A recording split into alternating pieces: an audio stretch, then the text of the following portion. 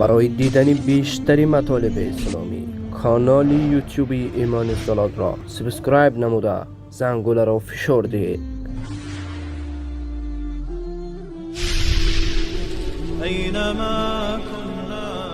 شبکه توحیدی ایمان زلال تقدیم می کند. قل للذي يسعى لإرضاء الإله اسلك طريق المصطفى خير الدعاء يا أسوة الداعين يا خير الورى يا قدوة الهادين يا علم الهدى ما كنت فظا أو غليظا بينهم وبرحمة من ربنا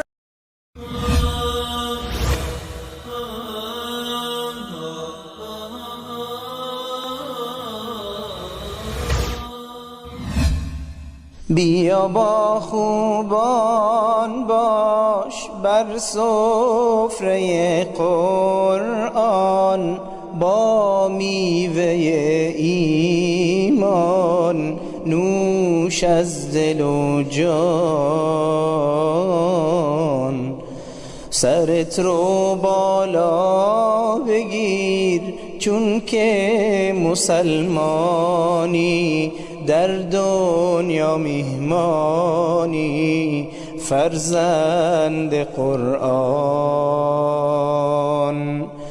ابو بکر و عثمان، علی کرار و عمر ابن خطاب و نبی اکرم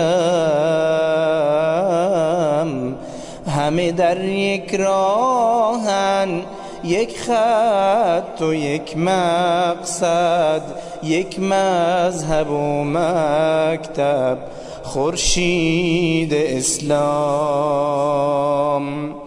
بیا اشک یتیم را قطره قطره برچین، از روزی خود بده در راه اسلام. صدقه بده هر روز در کار روزانه، تا که شوی پیروز نصر من الله. صدقه بده هر روز در کار روزانه، تا که شوی پیروز نصر من الله. یا الهی یا خدا همگی خطاکاریم، پر جرم و عصیانیم، تو ببخش ما را. یا الهی یا خدا همگی خطاکاریم، پر جرم و عصیانیم، تو ببخش ما را. اگر از درگاهت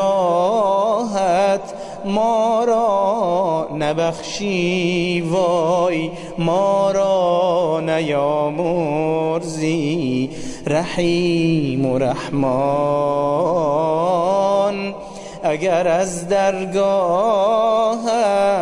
ما را نبخشی وای، ما را نیامرزی رحیم و رحمان. بیا با خوبان باش بر سفره قرآن، با میوه ایمان نوش از دل و جان. سرت رو بالا بگیر چون که مسلمانی، در دنیا میهمانی فرزند قرآن.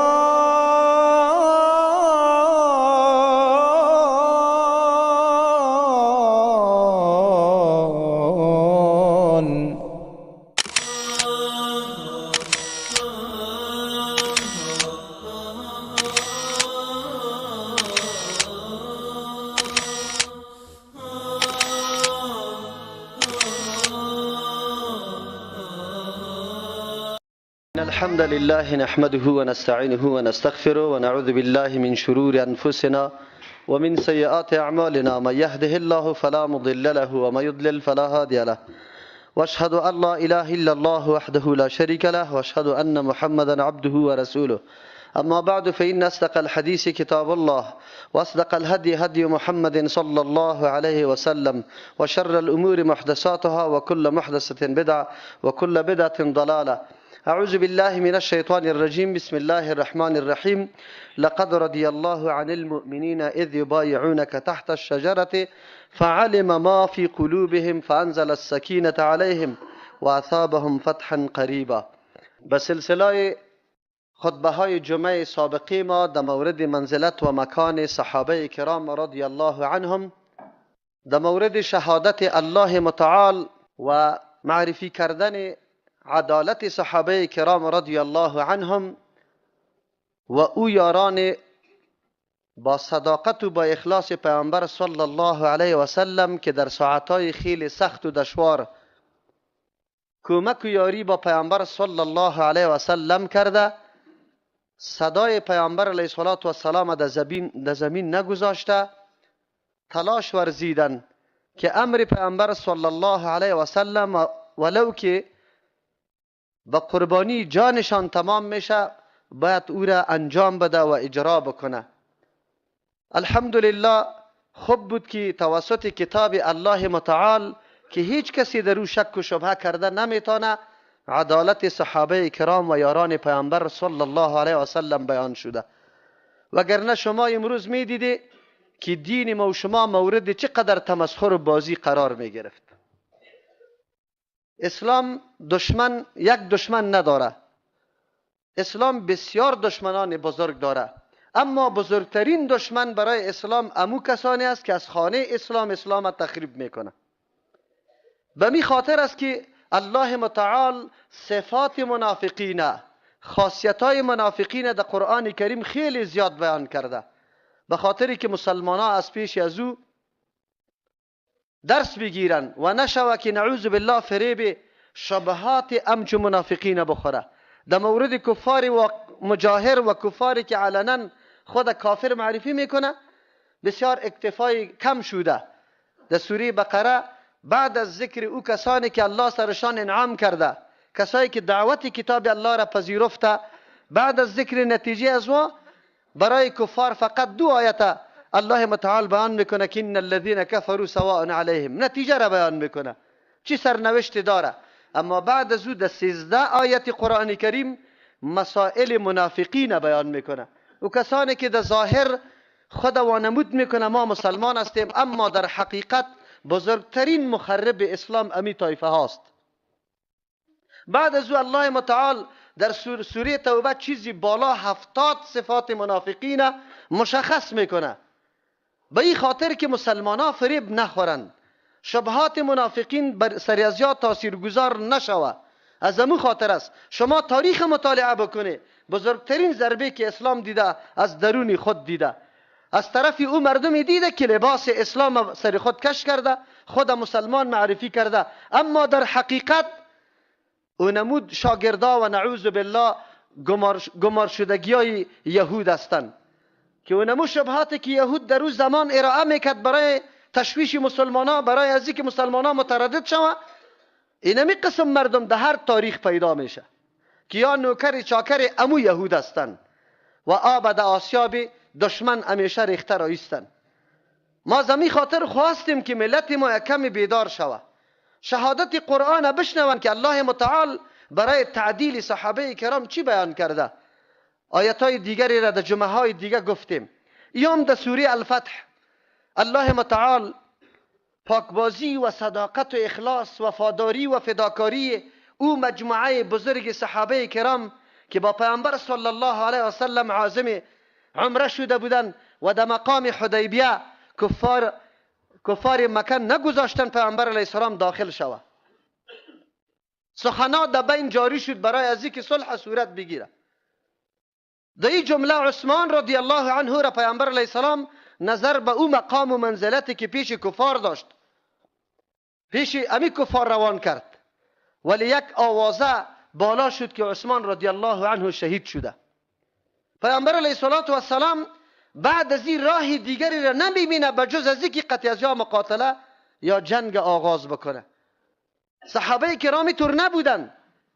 در منطقه دشمن داخل است، در حالی که یا تعدادی قلیل هستند، با خود اسلحه و اسباب قوی جنگی ندارن و او طرف او مردم مقامی است. هر نوع اسباب و امداد و کمک برشان بالکل مهیاس در خانه خودشان است. ما که میگیم که به صحابه ما رسیدن نمیتونیم، چرا میگیم که رسیدن نمیتونیم؟ علامه ابن حزم رحمه الله او در مورد ازی بسیار نکته های خیلی عجیب جمع کرده که فضیلت ها از کدام ناحیه پیدا میشه. در جمعه دیگه انشاءالله ای را تفصیلا میگیم. یکی از جمله فضیلت ها است که در خیلی وقت تنگ، در خیلی وقت نازک سخن تو را کسی در زمین نگذاره، امرای تو استادگی کنه، در حالی که میبینه که دشمن صد چند سرمه زیادت داره، اسلحه قوی داره، من بسیار در مقام ضعف قرار دارم، ولی امونجا قطع تو یاری بکنه امرای تو استاد شوه. این در حقیقت خود در کام مرگ انداختن است. همین موقع صلح حدیبیه گپ عادی نیست. هر شخصی در این طور مقام استادگی کردن نمیتونه. اما همین صحابه است که پیامبر علیه السلام با صحابه خود تعهد میکنه. این تعهد دو ثمره داشت. از یک طرف با این تعهد پیامبر علیه السلام معلوم میکرد که کسی نعوذ بالله به نام مسلمان منافق دی جماعت ما نامده باشه که در هنگام نبرد سنگر اعلا بکنه و نام مسلمانان بد شوه و سبب شکست لشکر امام شوه. توسط بیعت معلوم شوه که واقعا برای سپردن ای جان خود کدام مردم آماده است. از این خاطر پیامبر علیه السلام بیعت میگیره، وگرنه صحابه در هر موقعی که پیامبر علیه السلام صدا کرده صحابه از خانه خود برآمده. کسی را پیامبر علیه السلام روان نکرده که تک تک دروازه کسی بزنه. فقط در مسجد یک اعلان میشد، آذان میشد، صحابه جمع میشد که کدام گپ پیدا شده. یک کسی که بستر نرم و نازک خدا میگذاره، نفس خدا فدا میکنه، ولی تأسف است که طایفه بیدین پیدا شوه و بگویه که صحابه خیانت کرده با پیامبر صلی الله علیه وسلم، نعوذ بالله، مرتد شده، دین پیامبر خراب کرده. عجیب. به الله قسم اگر وجدان سالم در کسی باشه، اگر واقعیت ایمان در قلب کسی داخل شده باشه، مقام صحابه را میشناسه. ولی امروز به سطح تلویزیون به بالای صحابه لعنت گفته میشه، خدا مسلمان معرفی میکنه. تو بیبی دمی سانحه کدام فرد است که در برابر پیامبر علیه السلام علیه کفار، در حالی که کفار نیرو داره در منطقه شان است و یا هیچ اسلحه هم نداره، لباس عمره در تنشان است، با پیامبر استادگی کنه، بیعت میگیره. یک اثرشی بود که منافق واضح شوه. یک صحابی در اینجا الحمدلله منافق نبوده، کلگی بیعت کرده. دوم وجه برای بیعت ای بوده، ای آوازه برای کفار میرسه که پیامبر با صحابه خود بیعت در جنگ گرفته. الله اکبر. این مردم از اون منطقه دور آمده، منزل زده، ذله و خسته، اسلحه و اسباب هم نداره، در منطقه ما ختمه در مرگ تعهد امرای پیامبر میکنه. اینجاست که دلی کفار رعب انداخته میشه، باز و آماده به جنگ نیستن. این متانت، این شجاعت هر کس کرده نمیتونه، به الله قسم کرده نمیتونه. این او صحابه است که الله برگزیده برای پیغمبری خود. این خبر برای کفار قریش میرسه که پیامبر علیه السلام با صحابه خود بیعت گرفت. سری چی بیعت گرفت؟ عدم فرار. کسی از این سنگر فرار نمیکنه، تا آخرین رمق حیات خود اینجا مبارزه میکنه. مفت گپ نیست که امروز یک کسی بگوید در سنگر جهاد میریم ولی قماندان نمیگیم که ما نمیگروزیم، زور که بیا خامخا میگروزیم. اما اینجا پیامبر از صحابه بیعت میگیره که کس گریخته نمیکنه. کسی هست که خب میدانی که در کام مرگم آمدم و باز رفتنی نیستم، بازم تعهد میکنی که یا رسول الله ما فرار نمیکنم. سر جنگ بیعت میده. الله متعال اعلان میکنه. این گپی کدام ملا و کدام امام و کدام کسی دیگر نیست. الله متعال اعلان میکنه لقد رضی الله. ای افسوس اگر کسی عالم باشه میدانه در کلمات عربی زمانی که سر کدام فعل لام بیایه قد بیایه ای برای تحقیق و تاکید قوی می باشه. الله متعال به تاکید اعلان میکنه که خوشبختی و خوشحالی الله متعال از این مؤمنا صورت گرفته، راضی شده. اگر الله بفهمه که اینمی شخص آینده نعوذ بالله مرتد میشه، اعلان رضامندی از این شخص میکنه؟ آیا شما چه گمان داری که الله متعال سری خاتمه همه ما آگاهی داره یا نداره؟ الله آگاهی داشت که صحابه در خاتمه به کدام سرحد میرسند و چی کاروائی های میکنه، چه قسم وفات میکنه. ولی الله متعال اعلان میکنه چه قسم کسی باشه که تاویل در این آیت های قرآن کریم بکنه و بگویه که خو دمو موقع الله رضامندی را اعلان کرده، خب پس آن کارا خراب شده. ای بدبخت، تو نعوذ بالله نسبت جهل به الله متعال هم میکنی؟ تو الله را هم نعوذ بالله جاهل میگی که خاتمه از این کسا را نمیفهمید؟ عجیب است، بسیار عجیب است، خیلی عجیب است، واقعیت عجیب است. بله، کسی که ایمان واقعی محبت پیامبر و صحابه در قلبش نباشه و همیشه شاگردی یهودیت کرده باشه، او خامخای شبهات باید داشته باشه. او باید ابی طور بگویه. الله میفرمه، نمیگم الله متعال که لقد رضیتو، من راضی شدم. الله اکبر، اسم مبارک الله را میگیره. لقد رضی الله، الله راضی شده. که در بین صفتای الله متعال جامع ترین اسم برای الله متعال کلمه چیست؟ الله است. مؤسسه هنری پیمان فیلم، مرکز تولید فیلم ها و برنامه‌های استاد عبدالسلام عابد، استاد نورالله کوثر، قاری مجیب الرحمن انصاری، شیخ محمد صالح بردل، مولوی عبدالعلی خیرشاهی، مولوی عبدالقاهر ابوالاسرار، مولوی ابو عبید الله متوکل، که تمامی این موضوعات را شما می توانید از مرکز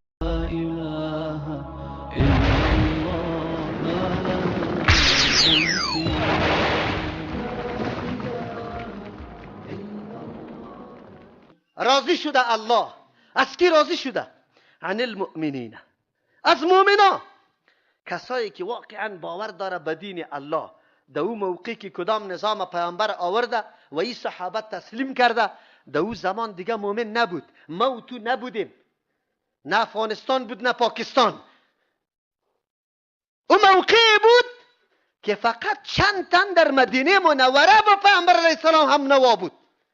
حتی در مکه مؤمن نبود، هجرت کرده بودن. الله از کی راضی میشه؟ عن المؤمنین. چرا؟ اذ یبایعونک، به خاطری که اینمی مؤمنا بیعت میکنه با تو. تو از وا بیعت میگیری و با تو بیعت میده تحت شجرت در زیر درخت. پیامبر علیه السلام در عمر خود که بیعت گرفته، سری جهاد گرفته. خب گوشتانه بگیری، سری ترک معصیت گرفته. با زنا بیعت کرده پیامبر علیه السلام، قولی و زبانی. خب ترک معصیت، اینی گناه را نکنه. اما با مجاهدین و مردا همیشه که بیعت گرفته، سری جهاد گرفته، سری سنگر رفتن گرفته، سری قربانی دادن گرفته. بیعت سری چادر انداختن نگرفته که در گوشه بشی هو هو هو گفته برو. قطعا در یک مورد شما پیدا نمیتونه. در یک مورد دین از کدام ناحیه خراب میشه؟ امروز سنگر جهاد خالی است. امروز مقابله عملی کفار دیگم خوانده میشه. الله اکبر. ما او عالمی که سخن در کتاب خود از جهاد نگفته عالم نمیگم. سنام اسلام از سنام اسلام، ظهور اسلام، شوکت اسلام توسط جهاد شده. پیامبر ما زندگی خود در جهاد تیر کرده. امروز ما مردم دعوت میدیم به گوشه نشینی ها، به غار نشینی ها، به کنج نشینی ها. این کدام دین است؟ الله گفته. الله که رضامندی خود اعلان میکنه از اینمی مجاهدینی سرسپرده میکنه، بیعت با پیغمبر به دادن خون خود میکنه که ما از این نقطه، از این مقام فرار نمیکنیم. بیا امروز حاضر شوا کسی، فقط بگوی که ما استاد هستیم. به الله قسم معرکه حق و باطل تا روز قیامت ادامه میکنه. اینمی طور دوام داره، اما در میدان خیلی کم مردم است که استادگی بکنه، مقاومت بکنه. تا مرحله آخری که خون دادن است دوی استاد شوه، این بسیار کم مردم است، کم پیدا میشه. الله متعال میفرمه بعد از او چی میفرمه؟ فعلم ما فی قلوبهم. الله اکبر. در این موقعی که صحابه دست به دست مبارک پیامبر میده، شاید در دل کسی بگرده که از جهتی که کلی مردم خطی پیغمبر بیعت میکنه شده میتونه یک دست در 20 نفر دیگه اموتور به خاطر موافقت و هماهنگی دسته بده، اما در قلبش شاید راه فرار اختیار کرده باشه، اراده غلط دیگر اختیار کرده باشه. الله متعال امی وسوسه و شکم از ذهن ما دور میکنه. الله میفرما فعلم ما فی قلوبهم. و متانت و اخلاص و وفاداری و صداقت و غیرتی که در قلب صحابه در وقت جوش میزد، الله میگه الله معلوم کرده. الله اکبر. دیگه برای موت حتی راهی را نمیگذاره که ذهن تو دیگه طرف حرکت بکنه. برات میگه که الله از این صحابه معلوم کرد که چی صداقت و اخلاص در این قلبها نهفته است. الله اکبر. بله، کسی که قدم در راه الله بالا میکنه، باز الله اتر ذات غیرتی است، تو سر دین الله غیرت کنی و الله تو را غیرت نصیب نکنه. بله، فانزل السکینه علیهم. حالت استراب و پریشانی است. در منطقه و مقام مردم قرار داری، اسلحه و اسباب وجود نداره، تو تعداد کم هستی و مردم به یک صدای خود زن مرد خرد کلان چوب تبر هر چیز حاضر شده میتونه تو را محاصره کرده میتونه. اما مجاهد الله اینطور یک اطمینان میده. الله اکبر. که در عین موقعی که کشتم میشه و همینطور قلب غیور داره، هیچ وقت ذهن تسلیمی قطعا مؤمن و مجاهد نمی باشه. این را یاد داشته باشه. چرا؟ الله متعال در قلبش امی سکون میفرسته. همین صحابه را الله در قلبش سکینه را نازل کرد. سکینه را میشناسه؟ آرامش قلبی، مطمئن، دلت پر. الله اکبر. چرا نباشه؟ اگر پیروز شدن نصرت دین الله را کرده، اگر شهید شدن از این کده مقام بالا و والا دیگه کجا پیدا میشه؟ امی صحابه بودن. الله میفرمه و اصابهم فتحا قریبا. عوض چطور میده؟ نه جنگ نه جدل، فتح عظیم الله نصیبی امی صحابه میکنه. نظر به اطاعت درستی از یا، نظر به اطاعت کاملی از یا برای پیامبر علیه السلام. کسی که امداد سنت رسول الله را میکنه، کسی که پیامبر واقعا از قلب دوست داره، الله متعال اینطور غنیمت برش بده، اینطور اجر برش بده، اینطور عوض برش بده که دستشانم دیگه خونم نشوه. امی صحابه صلح همیشه، صلح با شرایط، صلح با اینطور موادی که عمر رضی الله عنه دلش قرار نمیگیره زمانی که صلح امضا میشه. با پیامبر میگه که یا رسول الله تو حق نیستی، دینت حق نیست، اینطوری مواد قطعی از یا امضا میکنی. در جمله موادا یک موادی بود که امسال باید یا عمره نکنه، برون سال آینده بیا قضا کنن، باز که میای قطع خود اسلحه و گپار قطعا نبیاره. در جمله مواد بود که اگر کافر مسلمان میشه، مسلمان ها او را پس در دست کافر تسلیم کنه، نعوذ بالله. اگر نیکی مسلمان مرتد میشه، نعوذ بالله، او را پس در مسلمان ها تسلیم نمیکنه. بسیار سخت است. و مثل عمر وار شخصیت ها رضی الله عنه این شرطا قطعا قابل قبول نیست. یک تعداد صحابه دیگه هم همینطور است. نمیشه در پیش ابوبکر رضی الله عنه میره، میگه آیا دینی ما حق نیست؟ چرا ایره میپذیر؟ گفت رسول الله ایره صلح میکنه. الله اکبر. چی جواب کوتاهی، چی جواب قناعت بخشی، چی صحابه که مقام پیغمبر میشناسه که رسول الله امضا میکنه. دروازه تبلیغات بسته شد. از این پیش علیه مسلمانا چیزایی گفته میشد که هیچ حد اندازه نداشت. کفار فکر میکردن واقعا امی مردم است که تفرقه را انداخته، امی مردم است که ما را از دین آبا و اجداد میگردانه، امی مردم است که ما را تیت و پراگنده ساخته یا به معبودای ما تعظیم نداره. ولی زمان با صحابه کرام هم نوا شدن، صلح شد، هر کس با هم مجالست کرد، درک کردن که الله اکبر، این مردم خو واقعیت همینطور مردم است، این مردم خو انسانیت برای ما آورده، این مردم خو ما را از او زندگی وحشی و بیگانگی ما را یک ذریعه جور شده، یک دم مردم رو آوردن. اسلام مدحش، صفتش، اسلام خوبیهایش به مردم در هر مجالس عالی تبلیغ میشد. امروز ما هم دینمی طور مقام قرار داریم. مردم از ما طور جور کرده که یهود بهتر است، نصارا بهتر است از ما کرده. ولی الحمدلله برادرایی که واقعا حق طلب است، تعصب و ضد نداره، اگر در مسجد ما یک دفعه نماز میخونه باز درک میکنه که این مردم کدام مردم است یا چی میکنند. این مجالست و هم نشینی راه را آزاد کرد برای چی؟ اسلام آوردن مردم. کفار بجای از اینکه فکر میکردن ما کمایی کردیم، لیکن او کمایی ها از دست رفت. اسلام دیگم الله تقویت بخشید. کلش به خاطر اطاعت کی؟ رسول الله صلی الله و برای اعلای کی؟ کلمت الله. امی آیت بود انشاءالله وقتی ما پوره شده این موضوع ادامه داره انشاءالله. برای ما واضح شود که صحابه کدام طایفه است، قدر و منزلتشان بشناسیم، مقامشان بشناسیم، مبادا که نعوذ بالله از دهن ما چیزی غلطی در موردشان نبرایه. الله متعال ما را توفیق بده که واقعا دفاعگر از سند دین خود شویم. بارك الله لنا ولكم في القرآن العظيم ونفعنا وإياكم بالآيات والذكر الحكيم. أستغفر الله لي ولكم ولسائر المسلمين فاستغفر